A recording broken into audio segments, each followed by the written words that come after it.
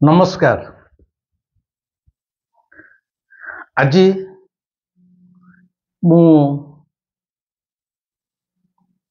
जगन्नाथ कथा कहूनी कि मो अनुभूतिर कथा कहूनी कि कौन सी धार्मिक कथा कहूना। मु आज कहूँ राजनीतिर कथा कहया निश्चय दरकार पड़ुचे यही सकाशे जे आज आमर निर्वाचन फल प्राय बाहरी जाइए एवं बड़ खुशीर कथा एवं जगन्नाथ पाखे मो मुंड नुआई मुंडिया मारुचे और कृतज्ञता जनाऊँगी जे दीर्घ 24 वर्षर एक स्थाणु सरकार एक अणओडिया सरकार रो पतन घटी एक अहंकारी राक्षसर पतन घटी मु मोर 146 नंबर एपिसोड रे कही भस्मासुर हसे मरण हस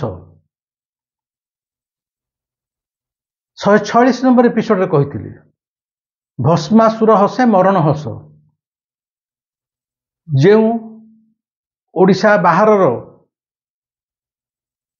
मनीषटी ओडिशा को चाकरी करिया को आसीथिला एमिति देखिले जो चाकरी की सर्विस बोली कहा जाए चाकरी करिया को आसीथिला माने से आमर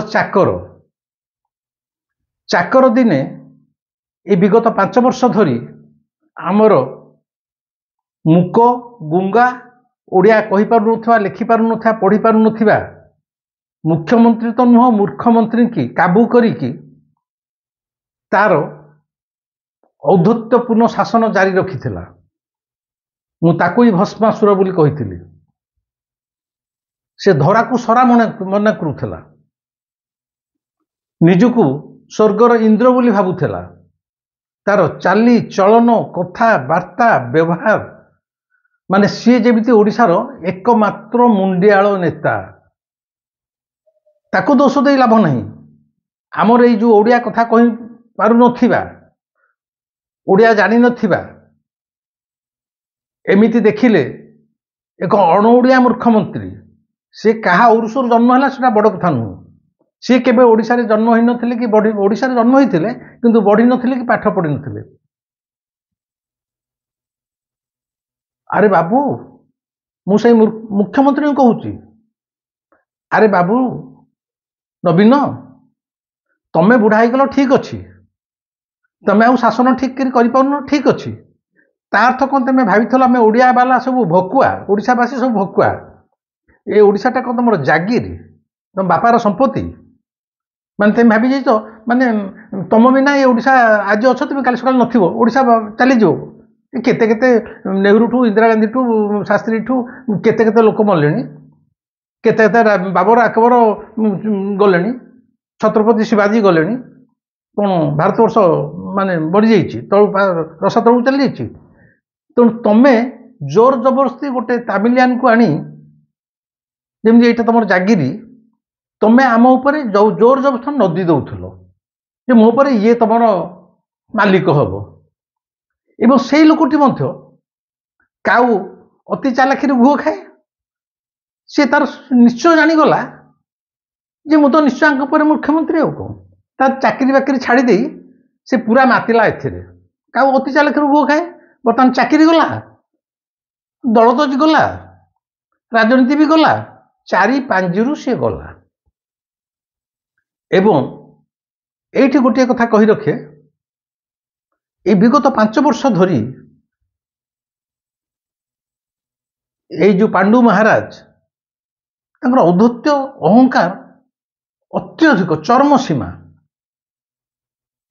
हाबेली बाणटा जिते आकाश को जाए साइन उपरक जीव बहुत उपरक जीव जेतिक उपरक जीव सेतिक जोरे से दुम किनी तले आसी पड़ी पाउंस हम पांडुबाबू भाग्य आज सेया थिला सी एक हाबेली बाण थिले माने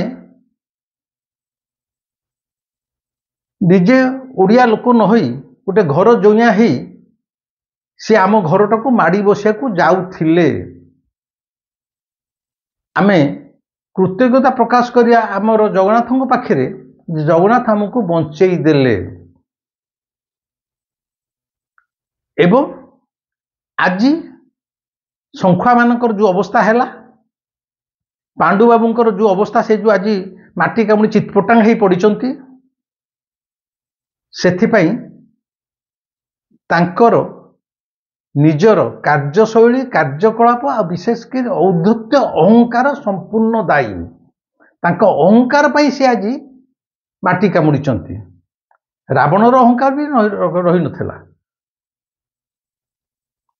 ଆଉ ତ ଇଏ ତ ଛାର ପାଣ୍ଡୁ ନିଜକୁ ଅତି ବୁଦ୍ଧିମାନ ଭାବିଦେଲା। ମୁଁ ତ ଆଇଏସ୍ ଅଫିସରଟେ, ମୋଠୁ ଆଉ ବୁଦ୍ଧିଆ କେହି ନାହାନ୍ତି। ଆଉ ଏ ଓଡ଼ିଆ ଗୁଡ଼ା ଭକୁଆ। ମୋ ବ୍ୟକ୍ତିଗତ ମତ ହେଲା, ଯେଉଁ ଦିନଠାରୁ ସେ ଜଗନ୍ନାଥଙ୍କୁ ନେଇ ଗୋଟେ କାଠ କଣ୍ଡେଇ ବୋଲି ଖେଳିବାକୁ ଆରମ୍ଭ କଲା, ମୁଁ ମୋର ବନ୍ଧୁ ଯେଉଁମାନଙ୍କ ସଂସ୍ପର୍ଶରେ ମୋର ଆସନ୍ତି, ମୁଁ ସମସ୍ତଙ୍କୁ ଜଣେଇଥିଲି ଜଗନ୍ନାଥ ସବୁ ସହ୍ୟ କରିପାରିବେ, କିନ୍ତୁ ଅହଙ୍କାର କାହାରି ସହ୍ୟ କରିପାରିବେ ନାହିଁ। ଏବଂ ତାହା ହିଁ ହୋଇଛି, ଯେଉଁଟା ପାଣ୍ଡୁ ଭାବି ପାରିନଥିଲା। ପାଣ୍ଡୁ ଭାବିଥିଲା ଇଏ ପ୍ରକୃତରେ ଗୋଟେ କାଠର କଣ୍ଢେଇ।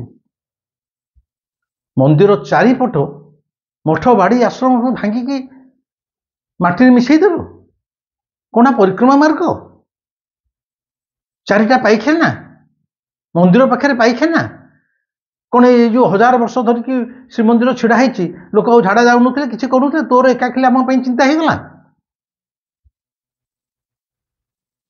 ଏବଂ ଏଇ ଯେଉଁ ଯେତିକି ଆଶ୍ରମ ଘର ଦ୍ୱାର ଉଜାଡ଼ି ଦେଲା, ସେମାନଙ୍କର କ'ଣ କୋହ ଲୁହ ନିଶ୍ୱାସ କିଛି ପଡ଼ିଲାନି? ଆଉ ସବୁଠାରୁ ବଡ଼ କଥା ହେଲା, ଗୋଟେ ଗୋ ମାଂସ ଭକ୍ଷଣକାରୀ କାମିଆ ଜାନିକି ଆଣିକି ମନ୍ଦିର ଭିତରେ ବୁଲେଇଲା। ଆମେ ମନ୍ଦିର ଭିତରକୁ ମୋବାଇଲ ନେଇପାରିବୁନି, କିନ୍ତୁ ପାଣ୍ଡୁ ତା ପକେଟରେ ମୋବାଇଲ ନେବ, କାମିଆ ଜାନି ବି ମଧ୍ୟ ମୋବାଇଲରେ ଫଟୋ ଉଠେଇ ପାରିବ। ସମସ୍ତେ ଚୁପ୍। ମାନେ ତାର ଯେଉଁ କ୍ଷମତାଟାକୁ ସେ ଯେଉଁ ଭଳିଆ ବାଡ଼ି ବସିଥିଲା, ତା ପ୍ରତି ସମସ୍ତଙ୍କୁ ଭୟ, ସମସ୍ତେ ଚୁପ୍ ଥିଲେ। ଏବଂ ତାର ନିଜ ଶେଷ ମୃତ୍ୟୁର କଣ୍ଟାଟା କୋଉଠି ବାଡ଼େଇଲା ଜାଣନ୍ତି? ପରିକ୍ରମା ମାର୍ଗ ପାଇଁ ସେ ଜଗନ୍ନାଥଙ୍କୁ ଡାଲା ଅଟୋରେ ବସେଇ, ଟ୍ରକ୍ ପଛଆଡ଼େ ବସେଇ ଭିକ ମଗେଇବା ପାଇଁ ଓଡ଼ିଶା ସାରା ବୁଲେଇଲା। ଜଗନ୍ନାଥ ଯେ ଜଗତର ନାଥ, ଯାହାଙ୍କ ଉପରେ କୋଟି କୋଟି ମଣିଷ ଆଶା କରି ଚଳୁଛନ୍ତି,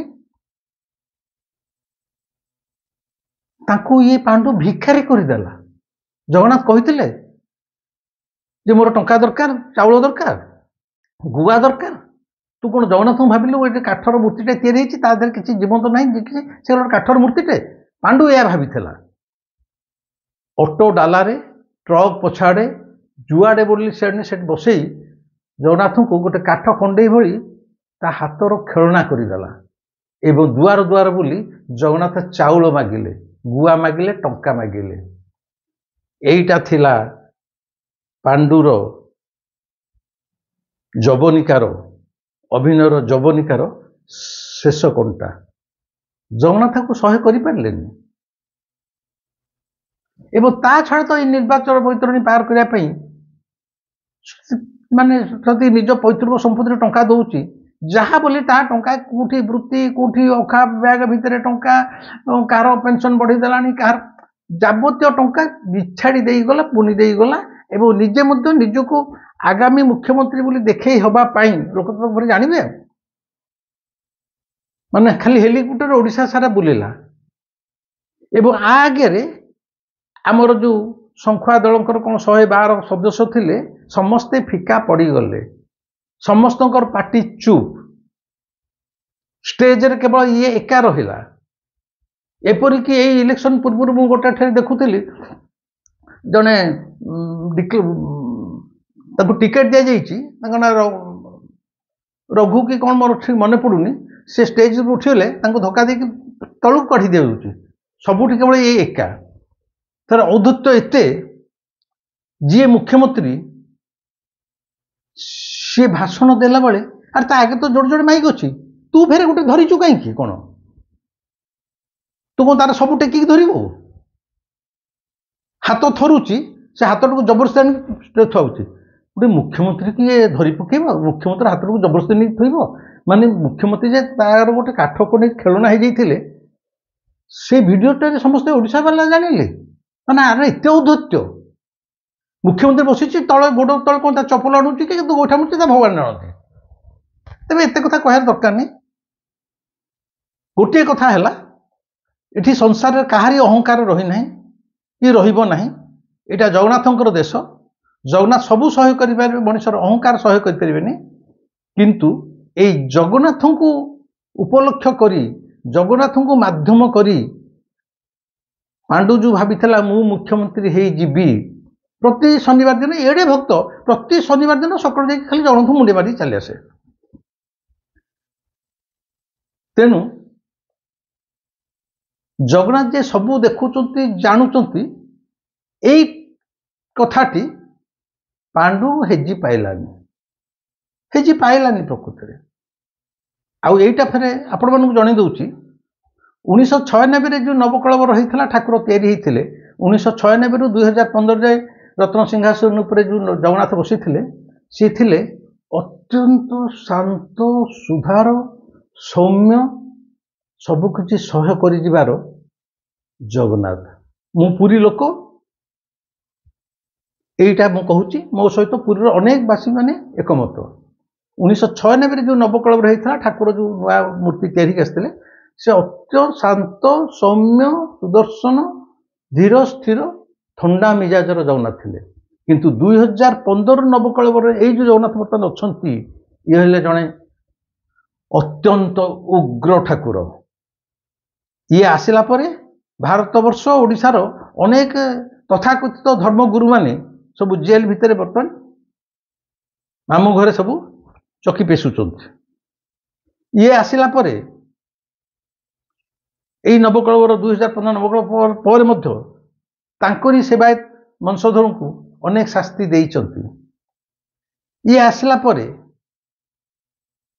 ବିରାଟ ବିରାଟ ପରିବର୍ତ୍ତନ ସବୁଆଡ଼େ ଦେଖାଦେଇଛି, ରାଜନୀତି କ୍ଷେତ୍ରରେ ମଧ୍ୟ।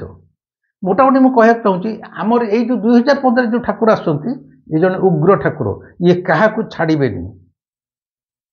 ଆଗାମୀ ଦିନରେ ଯେତେ ଦିନ ଯାଏ ଅଛନ୍ତି, ସେ କାହାକୁ ଛାଡ଼ିବେନି। ଯେହେତୁ ଆଜି ନିର୍ବାଚନ ଫଳାଫଳ ବାହାରିଲା,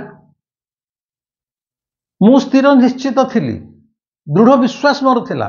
ମୋ ସହିତ ଅନେକ ବେଟ୍ ପକାଇଛନ୍ତି, ଅନେକ ସିନିୟର ମାନେ ବয়োଜ୍ୟେଷ୍ଠ ସାମ୍ବାଦିକମାନେ ବି ମୋ ସହିତ କଥାବାର୍ତ୍ତା କରିଛନ୍ତି ଏବଂ ମୋତେ ପଚାରିଛନ୍ତି। ଅନେକ ସାଧାରଣ ଲୋକ ମୋତେ ପଚାରିଛନ୍ତି ଯେ ବିବାବୁ ଏଥରକ କ'ଣ ପୁଣି ବିଜେଡି ଆସିବ? ମୁଁ ଗୋଟିଏ ସ୍ୱରରେ ମୋ ସ୍ୱର କେତେବେଳେ ବଦଳେଇ ନାହିଁ। ବିଗତ 3 ମାସ ଧରି ମୁଁ କହୁଛି ଏଥରକ ନିଶ୍ଚିତ କେଉଁ ସରକାର ହେବ ମୋର ଜାଣିବା ଦରକାର ନାହିଁ, ଏଥରକ କିନ୍ତୁ ଶଙ୍ଖ ଆଦୌ ଆସୁନାହିଁ। ମାନେ ଆଦୌ ଆସୁନାହିଁ। ଏବଂ ଆଜି ସେୟା ହିଁ ହେଉଛି। ଏଇଟା ଆମ ସମସ୍ତଙ୍କର ଆନନ୍ଦ ଉତ୍ସବର ଦିନ ଯେ ଏକ ବାହ୍ୟ ଶକ୍ତି, ଏକ ତାମିଲ ଲୋକ ଦ୍ୱାରା ଆମେ ଯେଉଁ ଶାସିତ ହେଉଥିଲେ ଏବଂ ତା ପାଦ ତଳେ ଆମର ତଥାକଥିତ ନେତା ମନ୍ତ୍ରୀମାନେ କୁକୁର ଭଳିଆ ତାର ପାଦ ଚାଟୁଥିଲେ, ଅନ୍ତତଃ ପକ୍ଷେ ସେମାନେ ବର୍ତ୍ତମାନ ହୃଦୟଙ୍ଗମ କରୁଥିବେ ସେମାନେ ଆମ ଓଡ଼ିଆ ଜାତି ପ୍ରତି କେତେ ଅନ୍ୟାୟ କରୁଥିଲେ ଏବଂ ଗୋଟେ ତାମିଲ ଲୋକର ପାଦ ଚାଟି ଚାଟି ସାମାନ୍ୟ କ୍ଷମତା ଟିକେ ପାଇବା ପାଇଁ ସେମାନେ କେମିତି ଲାଙ୍ଗୁଡ଼ ହଲାଉଥିଲେ। ଏବଂ ସେମାନଙ୍କ ଭିତରୁ ଅନେକ ଆଗଧାଡ଼ିର ବଡ଼ ବଡ଼ ନେତା ଆଜି ପରାଜୟ ସ୍ୱୀକାର କରିଛନ୍ତି। ଏବଂ ନବୀନର ଯେଉଁ ଥିଲା, ମୁଁ ଷଷ୍ଠ ଥର, ମୁଁ ଚାଲି ନ ପାରୁଥାଏ ପଛେ, ହାତ ଥରୁଥାଏ ପଛେ, କଥାବାର୍ତ୍ତା ନ କରିପାରୁଥାଏ ପଛେ, କିନ୍ତୁ ମୁଁ ଷଷ୍ଠ ଥର ମୁଖ୍ୟମନ୍ତ୍ରୀ ହେବି। ଆରେ ଇଏ କ'ଣ? ତୁ କ'ଣ କୋଳି ଖାଇ ମଞ୍ଜି ବୁଝିଛୁ? ତୁ ତ କିଛି କରିପାରୁନୁ। ତେଣୁ ତାର ଯେ ଅହଙ୍କାର, ମୁଁ ଷଷ୍ଠ ଥର ରେକର୍ଡ ଭାଙ୍ଗିବି, ସେଇଟା ମଧ୍ୟ ଧୂଳିସାତ ହେଇଛି। ପ୍ରଭୁ ଜଗନ୍ନାଥଙ୍କର ଅଶେଷ କରୁଣାରୁ ଆଜି ଆମେ ପାଣ୍ଡୁର ହାବୁଡ଼ରୁ ରକ୍ଷା ପାଇଯାଇଛୁ। ସେଇ ଯେଉଁ ନୀଳବର୍ଣ୍ଣ ଶୃଗାଳଟି ମାନେ ପାଣ୍ଡୁ, ତା ଦେହରୁ ଆଜି ସେ ନୀଳ ରଙ୍ଗତକ ଝଡ଼ି ଯାଇଛି, ଖସି ଯାଇଛି। ସେ ଆଜି କେବଳ ଗୋଟେ ଶୃଗାଳଟେ, ଭୋକିଲା, କ୍ଷମତା ଭୋକିଲା ଶୃଗାଳଟେ, କିନ୍ତୁ ଆଉ ତା ପାଖରେ କିଛି ଖାଦ୍ୟ ନାହିଁ, କିଛି ନାହିଁ, ସେ ଆଉ କିଛି କରିପାରିବ ନାହିଁ। ଆଜି ପାଇଁ ଏତିକି। ଏତକ ମୁଁ କାହିଁକି ଆଜି ସାଙ୍ଗେ ସାଙ୍ଗେ କଲି? ଏଇ ସକାଶେ ଓଡ଼ିଶାର ବହୁ ଲୋକଙ୍କର ଭିତରେ କ୍ଷୋଭ ଥିଲା ପାଣ୍ଡୁକୁ ନେଇ, ପାଣ୍ଡୁର କାର୍ଯ୍ୟକଳାପକୁ ନେଇ। ଆଉ ଆମେ କେହି ଚାହୁଁନଥିଲୁ, ଆମେ ଓଡ଼ିଆ ଲୋକ 4.5 କୋଟି ଓଡ଼ିଆ, ଆଉ ଗୋଟେ ବାହାର ଲୋକ ଦ୍ୱାରା ଶାସିତ ହେବା ପାଇଁ, ଯେଉଁଟା ବିଗତ 5 ବର୍ଷ ଧରି ଚାଲିଥିଲା। ତେଣୁ ଯେହେତୁ ଆଜି ଶ୍ରୀ ଜଗନ୍ନାଥଙ୍କର ଅଶେଷ କରୁଣାରୁ ତାର ଆଜି ଅନ୍ତ ଘଟିଛି, ସେହି ସକାଶେ ମୁଁ ଆଜି ଏ ଭିଡ଼ିଓଟି କଲି ଯେ ପ୍ରଭୁ ଅତ୍ୟନ୍ତ କୃପାଳୁ। ସିଏ ପ୍ରକୃତରେ ଯଥାର୍ଥରେ ଏ ଓଡ଼ିଶାକୁ, ଏ ଓଡ଼ିଆ ଲୋକଙ୍କୁ, ଆମମାନଙ୍କୁ ତାର କରୁଣା ଦୃଷ୍ଟିରେ ଚାହିଁ ରହିଛି। ତେଣୁ ଯାହା ଘରର ମୁରବୀ ସ୍ୱୟଂ ଶ୍ରୀ ଜଗନ୍ନାଥ, ସେ କାହାକୁ ଡରିବ? ଆସନ୍ତୁ, କେତେ ବି ବିଦେଶାକ୍ତ ଆସନ୍ତୁ। ସର୍ବଶେଷରେ ପାଣ୍ଡିଆ ଆଜି ହେଇଛି ନାଣ୍ଡିଆ। ଜଗନ୍ନାଥଙ୍କର ଜୟ ହେଉ। ଆଜି ଏ ଭିଡ଼ିଓଟି କେମିତି ଲାଗିଲା ମୋତେ ନିଶ୍ଚୟ ଜଣାଇବେ, କମେଣ୍ଟ କରିବେ, ସେୟାର କରିବେ, ଲାଇକ୍ କରିବେ। ମୋ ଚ୍ୟାନେଲଟିକୁ ସବସ୍କ୍ରାଇବ୍ ନ କରିଥିଲେ ସବସ୍କ୍ରାଇବ୍ କରିବେ। ଦେଖିବା ଆଗକୁ ଆମର ରାଜନୀତି କୁଆଡ଼େ ଯାଉଛି। ଯେତେବେଳେ ଆବଶ୍ୟକତା ପଡ଼ୁଥିବେ ମୁଁ ରାଜନୀତି କଥା ନିଶ୍ଚୟ କହୁଥିବି, କାରଣ ମୁଁ ରାଜନୀତିର ଛାତ୍ର। ଆଗ ଆମ ରାଜ୍ୟ କେମିତି ଚାଲିବ, ଆମେମାନେ କେମିତି ଶାସିତ ହେବା, ସେଇଟା ମୁଖ୍ୟ। ଆମେ ରହିଲେ ତାପରେ ଧର୍ମ, ଆଧ୍ୟାତ୍ମିକତା ସବୁ କିଛି। ଆଗ ଆମ ରାଜ୍ୟ, ଆମ ଘରଟା ସୁଶାସନରେ ଚାଲିବା ଦରକାର। ରହିଲି, ନମସ୍କାର।